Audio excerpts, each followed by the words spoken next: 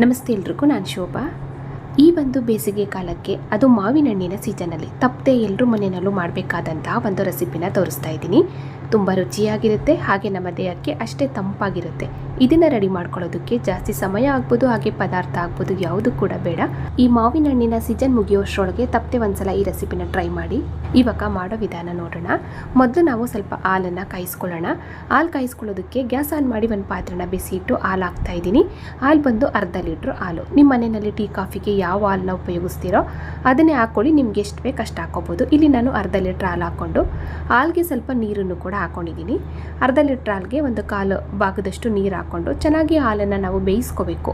ನೋಡಿ, ಈ ರೀತಿ ಚೆನ್ನಾಗಿ ಮಿಕ್ಸ್ ಮಾಡ್ಕೋತಾ ಹಾಲನ್ನು ಚೆನ್ನಾಗಿ ಬೇಯೋದಕ್ಕೆ ಬಿಡೋಣ. ಹಾಲು ಚೆನ್ನಾಗಿ ಬೇಯೋಷ್ಟರೊಳಗೆ ಇದಕ್ಕೆ ನಾವು ಸ್ವಲ್ಪ ಕಸ್ಟರ್ಡ್ ಪೌಡ್ರನ್ನ ಮಿಕ್ಸ್ ಮಾಡಿ ಸೇರಿಸೋಣ. ಇಲ್ಲಿ ನಾನು ಒಂದು ಪಾತ್ರೆಗೆ ಕಸ್ಟರ್ಡ್ ಪೌಡ್ರನ್ನ ಹಾಕ್ತಾ ಇದ್ದೀನಿ. 2 ಸ್ಪೂನ್ ಆಗುವಷ್ಟು. ಅರ್ಧ ಲೀಟ್ರ್ ಆಗುವಷ್ಟು ಹಾಲಿಗೆ 2 ಸ್ಪೂನು ಕಸ್ಟರ್ಡ್ ಪೌಡ್ರ್ ಸಾಕಾಗುತ್ತೆ, ಅದಕ್ಕಿಂತ ಜಾಸ್ತಿ ಹಾಕೋದು ಬೇಡ.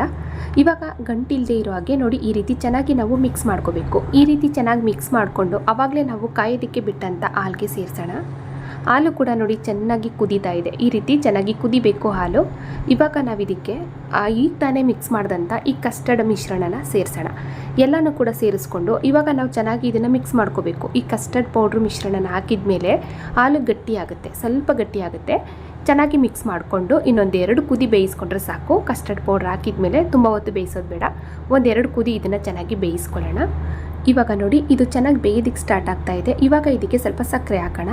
ರುಚಿಗೆ ನಿಮಗೆ ಸ್ವೀಟ್ ಎಷ್ಟು ಬೇಕು ನೋಡಿಕೊಂಡು ಹೆಚ್ಚು ಕಮ್ಮಿ ಸಕ್ಕರೆನ ಹಾಕ್ಕೊಳ್ಳಿ. ಇಲ್ಲಿ 1/4 ಕಪ್ ಆಗೋಷ್ಟು ಸಕ್ಕರೆ ಹಾಕ್ಕೊಂಡಿದ್ದೀನಿ.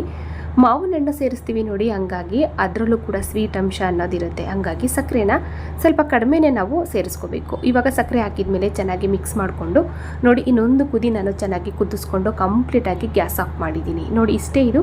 ಇವಾಗ ಒಂದ್ಸಲ ಚೆನ್ನಾಗಿ ಮಿಕ್ಸ್ ಮಾಡಿಕೊಂಡು ಇದನ್ನು ನಾವು ಪೂರ್ತಿಯಾಗಿ ತಣ್ಣಗಾಗೋದಕ್ಕೆ ಒಂದು ಸೈಡಲ್ಲಿ ಎತ್ತಿಡೋಣ. ಅಷ್ಟರಲ್ಲಿ ನಾವು ಸ್ವಲ್ಪ ಸಬ್ಬಕ್ಕಿನ ಬೇಯಿಸ್ಕೊಳ್ಳೋಣ. ಈ ಸಬ್ಬಕ್ಕಿನ ಬೇಯಿಸ್ಕೊಳ್ಳೋದಕ್ಕೆ ಆವಾಗಲೇ ನಾನು ಒಂದು ಪಾತ್ರೆಗೆ ನೀರು ಬಿಸಿ ಇಟ್ಟಿದ್ದೆ. ನೀರು ಕೂಡ ಚೆನ್ನಾಗಿ ಬಿಸಿ ಆಗ್ತಾ ಇತ್ತು. ಇವಾಗ ನಾವು ಸಬ್ಬಕ್ಕಿ ಹಾಕೋಣ. ಲೈಲಾನ್ ಸಬ್ಬಕ್ಕಿನ ತೊಗೊಂಡಿದ್ದೀನಿ, 1/4 ಕಪ್ ಆಗೋವಷ್ಟು. ಇದನ್ನು ಪೂರ್ತಿಯಾಗಿ ಸೇರಿಸಿ ಚೆನ್ನಾಗಿ ಒಂದ್ಸಲ ಮಿಕ್ಸ್ ಮಾಡಿಕೊಂಡು 3-4 ನಿಮಿಷ ನಾವು ಸಬ್ಬಕ್ಕಿನ ಬೇಯಿಸ್ಕೊಂಡ್ರೆ ಸಾಕು. ಇಲ್ಲಿ ಲೈಲಾನ್ ಸಬ್ಬಕ್ಕಿ ಹಾಕಿರೋದ್ರಿಂದ ಇದನ್ನು ನೆನೆಸೋದಾಗ್ಬೋದು ಅಥವಾ ಚೆನ್ನಾಗಿ ಹುರ್ಕೊಳ್ಳೋದಾಗ್ಬೋದು, ಯಾವುದೂ ಕೂಡ ಬೇಡ. ಡೈರೆಕ್ಟಾಗಿ ಬಿಸಿನೀರಿಗೆ ಹಾಕ್ಕೊಂಡು 3-4 ನಿಮಿಷ ನಾವು ಬೇಯಿಸ್ಕೊಂಡ್ರೆ ಆಯಿತು. ಇವಾಗ ನೋಡಿ ನಾನು ಕೂಡ ಇದನ್ನು ಚೆನ್ನಾಗಿ ಬೇಯಿಸ್ಕೊಂಡಿದ್ದೀನಿ. ನೋಡಿ 3-4 ನಿಮಿಷ. ಫೈನಲಿ ಇದು ಕೂಡ ಬೆಂದಿದ್ದಾಗಿದೆ. ಗ್ಯಾಸ್ ಆಫ್ ಮಾಡಿಕೊಂಡು ಇವಾಗ ನಾವು ಸಪ್ರೇಟಾಗಿ ಇದನ್ನು ಸೋದಿಸ್ಕೊಳ್ಳೋಣ. ಇವಾಗ ಸೋದಿಸ್ಕೊಳ್ಳೋದಕ್ಕೆ ಈ ರೀತಿ ಒಂದು ಜಾಲರಿಗೆ, ಅಂದರೆ ಒಂದು ಸ್ಟೀಲ್ ಜಾಲರಿಗೆ ಬೆಂದಂಥ ಸಬ್ಬಕ್ಕಿನ ಹಾಕಿದ್ದೀನಿ. ಎಲ್ಲನೂ ಕೂಡ ಹಾಕಿದ ಮೇಲೆ ಮೇಲ್ಗಡೆ ನಾವು ಸ್ವಲ್ಪ ತಣ್ಣೀರು ಹಾಕೋಣ. ತಣ್ಣೀರು ಹಾಕೋದ್ರಿಂದ ಸಬ್ಬಕ್ಕಿ ಎಲ್ಲ ಬಿಡಿ ಬಿಡಿಯಾಗಿ ತುಂಬ ಸಾಫ್ಟಾಗಿ ಆಗುತ್ತೆ. ಇವಾಗ ನೋಡಿ ಇಷ್ಟೇ, ಇದು ಒಂದು ಸೈಡಲ್ಲಿ ಎತ್ತಿಡೋಣ. ಇದು ಕೂಡ ಸ್ವಲ್ಪ ತಣ್ಣಗಾಗಬೇಕು. ಹಾಗೆ ಹಾಲು ಕೂಡ ಕಂಪ್ಲೀಟಾಗಿ ಬಿಸಿ ಆಗಬೇಕು. 2 ಬಿಸಿ ಆರೋವಷ್ಟರೊಳಗೆ ನಾವು ಸ್ವಲ್ಪ ಮಾವಿನ ಹಣ್ಣನ್ನು ಕಟ್ ಮಾಡ್ಕೊಳ್ಳೋಣ. ಇಲ್ಲಿ ಮಾವಿನ ಹಣ್ಣು ತೊಗೊಂಡಿದ್ದೀನಿ, 3 ಮೀಡಿಯಮ್ ಸೈಜು ಮಾವಿನ ಹಣ್ಣುಗಳನ್ನ ತೊಗೊಂಡಿದ್ದೀನಿ. ಚೆನ್ನಾಗಿ ಹಣ್ಣಾಗಿರೋ ಅಂಥದ್ದು ಇದೇ ರೀತಿಯಾಗಿ ಇರುವಂಥ ಮಾವಿನ ಹಣ್ಣುಗಳನ್ನ ತೊಗೊಳ್ಳಿ. ಇದು ತುಂಬ ಸ್ವೀಟಾಗಿರುತ್ತೆ ಮಾವಿನ ಹಣ್ಣು. ಇವಾಗ ನಾವು ಇದನ್ನು ಕಟ್ ಮಾಡಿಕೊಂಡು ಮಿಕ್ಸಿ ಜಾರ್ಗೆ ಹಾಕೋಣ. ಇವಾಗ ನೋಡಿ ನಾನು ತೊಗೊಂಡಂಥ 3 ಮಾವಿನ ಹಣ್ಣಲ್ಲಿ 1 ಮಾವಿನ ಹಣ್ಣನ್ನು ನಾನು ಸಣ್ಣದಾಗಿ ಕಟ್ ಮಾಡ್ಕೊಂಡಿದ್ದೀನಿ. ಇನ್ನು ಉಳಿದ 2 ಹಣ್ಣುಗಳನ್ನ ಸ್ವಲ್ಪ ಈ ರೀತಿ ತಿರುಳನ್ನು ತೆಗೆದು ಒಂದು ಪಾತ್ರೆಗೆ ಹಾಕ್ಕೊಂಡಿದ್ದೀನಿ. ಇವಾಗ ಆ ತಿರುಳಿರುತ್ತೆ ನೋಡಿ, 2 ಮಾವಿನ ಹಣ್ಣಿನ ತಿರುಳು, ಅದನ್ನು ಮಿಕ್ಸಿ ಜಾರ್ಗೆ ಹಾಕ್ಕೊಳ್ಳೋಣ. ಎಲ್ಲನೂ ಕೂಡ ಹಾಕ್ಕೊಂಡು ನೋಡಿ ಇಷ್ಟೇ. ಇದಕ್ಕೆ ನೀರೆಲ್ಲ ಏನು ಹಾಕೋದು ಬೇಡ. 1-2 ಸುತ್ತು ನಾವು ಗ್ರೈಂಡ್ ಮಾಡಿಕೊಂಡ್ರೆ ಸಾಕು. ಆನು ಆಫು ಮಾಡ್ಕೊತಾ 1-2 ಸುತ್ತು ಈ ರೀತಿ ಗ್ರೈಂಡ್ ಮಾಡಿಕೊಂಡ್ರೆ ಮಾವಿನ ಹಣ್ಣಿನ ಪೇಸ್ಟು ರೆಡಿಯಾಗುತ್ತೆ. ಇವಾಗ ಇದನ್ನು ನಾವು ತೆಗೆದು ಸಪ್ರೇಟಾಗಿ ಒಂದು ಪಾತ್ರೆಗೆ ಹಾಕೋಣ.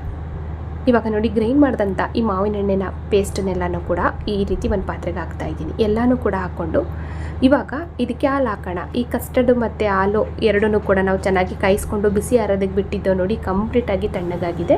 ತಣ್ಣಗಾದ್ಮೇಲೆ ಪೂರ್ತಿಯಾಗಿ ಈ ಪಾತ್ರೆಗೆ ಸೇರಿಸ್ತಾ ಇದ್ದೀನಿ. ಇವಾಗ ಸಬ್ಬಕ್ಕಿ ಹಾಕೋಣ. ಆವಾಗಲೇ ನಾವು ಬೇಯಿಸಿ ನೀಟಾಗಿ ನೀರನ್ನೆಲ್ಲ ಸೋದಿಸೋದಕ್ಕೆ ಇಟ್ಟಂಥ ಸಬ್ಬಕ್ಕಿ ಎಲ್ಲನೂ ಕೂಡ ಹಾಕ್ತಾ ಇದ್ದೀನಿ. ನೋಡಿ ಈ ರೀತಿ ಹಾಕಿದ ಮೇಲೆ ಇದಕ್ಕೆ ಕೊನೆಯಲ್ಲಿ ನಾವು ಸ್ವಲ್ಪ ಸಬ್ಜಾ ಸೀಡ್ಸನ್ನು ಹಾಕೋಣ. ಇದು ತುಂಬ ತಂಪು ನಮ್ಮ ದೇಹಕ್ಕೆ. ಸಬ್ಬಕ್ಕಿ ಆಗ್ಬೋದು, ಈ ಸಬ್ಜಾ ಸೀಡ್ಸ್ ಆಗ್ಬೋದು, ಎರಡೂ ಕೂಡ ತುಂಬ ತಂಪು. ಹಾಗಾಗಿ ನಾನಿಲ್ಲಿ ಒಂದು 3-4 ಸ್ಪೂನ್ ಆಗೋಷ್ಟು ಈ ಸಬ್ಜಾ ಸೀಡ್ಸನ್ನು ನೆನೆಸಿಟ್ಕೊಂಡಿದ್ದೆ 1 ಅವರ್ ಮುಂಚೆ. ಇವಾಗ ನಾನಿಲ್ಲಿ ಒಂದು 3 ಸ್ಪೂನ್ ಆಗೋಷ್ಟು ಹಾಕ್ತಾಯಿದ್ದೀನಿ. ನಮ್ಗೆ ಎಷ್ಟು ಬೇಕು ಅಷ್ಟು ಹಾಕ್ಕೋಬೋದು. ಇವಾಗ ನಾವು ಇದನ್ನು ಚೆನ್ನಾಗಿ ಮಿಕ್ಸ್ ಮಾಡ್ಕೊಳ್ಳೋಣ. ಆ ಮಾವಿನ ಹಣ್ಣಿನ ಪೇಸ್ಟ್ ಆಗ್ಬೋದು, ಹಾಲಾಗ್ಬೋದು, ಒಂದಕ್ಕೊಂದು ಚೆನ್ನಾಗಿ ಬೆರಿಬೇಕು.